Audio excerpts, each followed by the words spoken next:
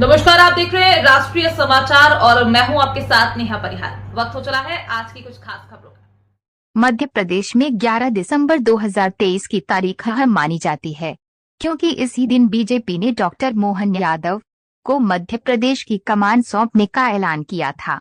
भाजपा दफ्तर में जब सीएम मोहन यादव के नाम का ऐलान हुआ तो हर कोई हैरान रह गया, लेकिन 13 दिसंबर को बनी मोहन सरकार के एक साल के कार्यकाल ने कई मायनों में यह साबित कर दिया कि डॉक्टर मोहन यादव को मुख्यमंत्री बनाने का बीजेपी का फैसला दूरदर्शी था, क्योंकि सीएम मोहन के नेतृत्व में इस सरकार ने मध्य प्रदेश में कई बड़े फैसले किए हैं जो प्रदेश में एक नई ऊर्जा का संचार कर रहे हैं।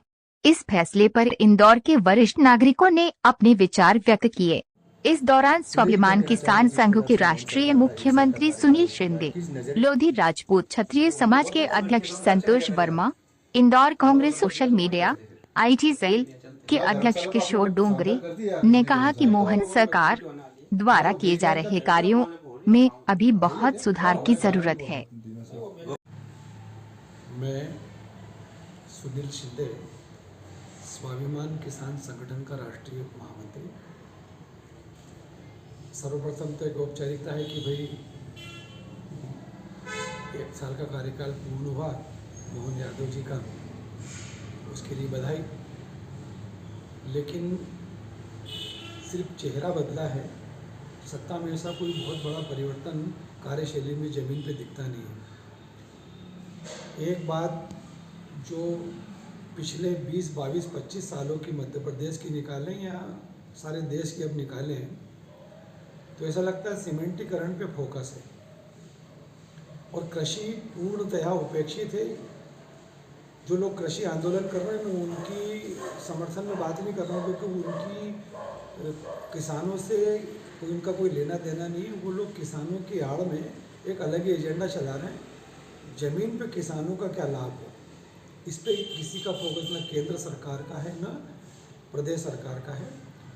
यूरिया कंपनी, कीटनाशक कंपनियों को सब्सिडी देना, इनको बढ़ावा देना, ऐसा लगता है कि कोई विचार करके कोई योजना नहीं बन रही, बल्कि कोई व्यक्ति इनको निर्देशित करता है, ऐसा लगता है। प्रदेश का जहाँ तक सवाल मैं बात करूँ, प्रदेश में पूर्णतया नशे की प्रवृत्ति बढ़ते जा रही है, युवाओं में नशा बढ़ता जा रहा है।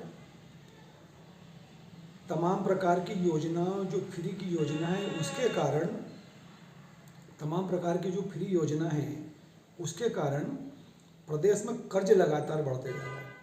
इस कर्ज की पूर्ति कैसे होगी, इस कर्ज की चुकता कैसे किया जाएगा इस कर्ज को, इस पर कोई योजना दिखती नहीं है। जब तक मैं यदि पटवा सरकार से बात करूं, फिर दिग्विजय सिंह सरकार की रही और उसके बाद में आज तक बात करूं, तो पटवा सरकार ने मात्र 600 करोड़ का कर्ज प्रदेश पे रखा था। उसके बाद दिग्विजय सिंह के समय बहुत ज़्यादा कर्ज प्रदेश में लगभग 32,000 करोड़ का कर्ज हुआ, लेकिन आज प्रदेश पे 3,75,000 करोड़ का कर्ज हो चुका है। और सिर्फ ये सीमेंटीकरण, विदेशी कर्ज लेके सीमेंटीकरण करना और अनावश्यक सब्सिडी देना, फ्री देना, आज प्रदेश गर्त में जा रहा है। कृषि पे फोकस है नहीं।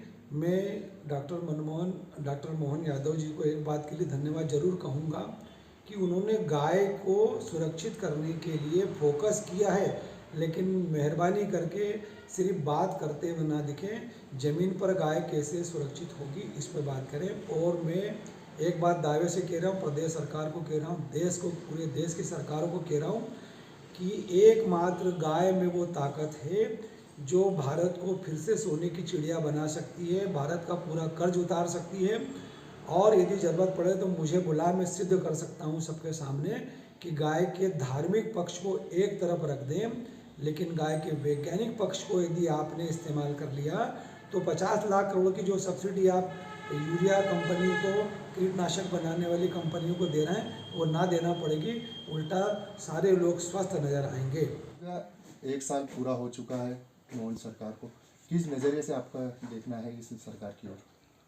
मोहन यादव जी जो सरकार है, एक साल पूर्ण हो चुका है, मगर विकास को लेकर यहाँ मुझे कोई विकास नहीं दिखा एक साल में इनका।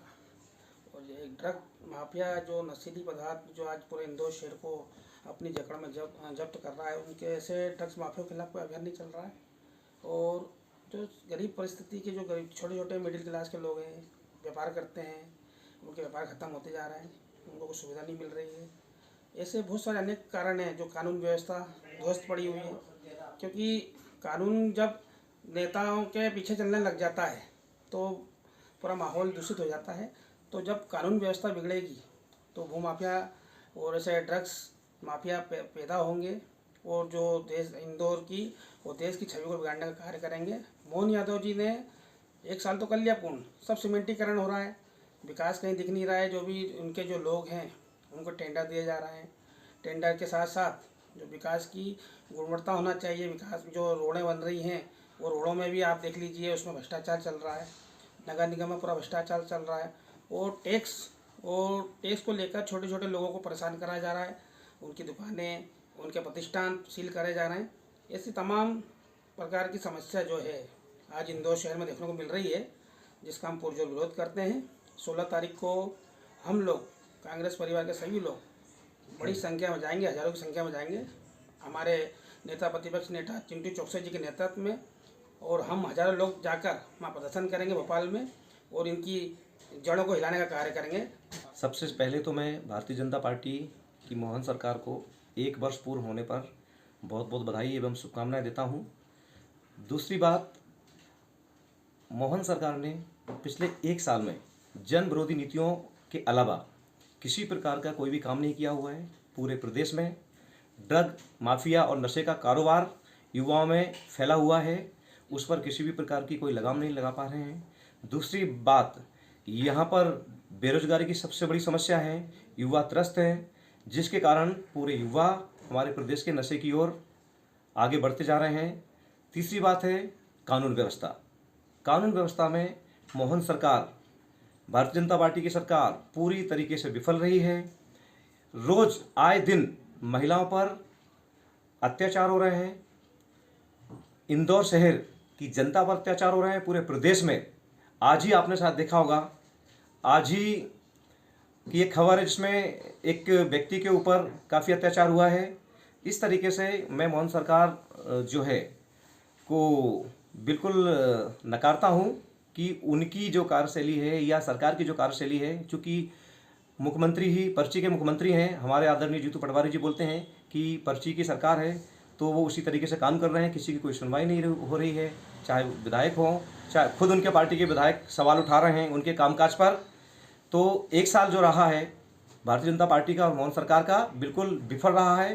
पूरी जन विरोधी नीतियां उनकी हैं और उसी को लेकर 16 दिसंबर को कांग्रेस पार्टी आदरणीय जीतू पटवारी जी के नेतृत्व में, आदरणीय हमारे बड़े भाई चिंटू चौकसी जी के नेतृत्व में एक बहुत बड़ा आंदोलन भोपाल में करने जा रही है, जिसमें हम सभी पूरे कांग्रेस पार्टी के कार्यकर्ता नेता पूरी विधानसभा का घेराव करेंगे।